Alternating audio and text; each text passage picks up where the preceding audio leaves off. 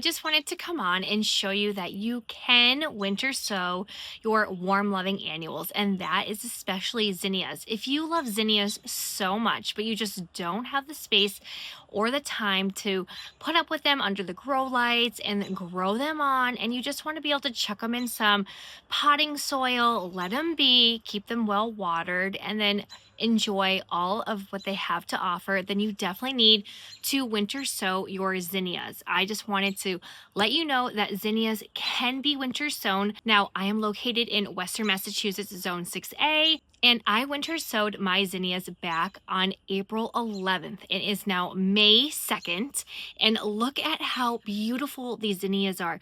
They are already acclimated to outside with this winter sowing method, and I just wanted to show you that you can take your favorite warm loving annuals such as zinnias, chuck them into a milk jug filled with soil, add some nice water to them, close them up and let them be.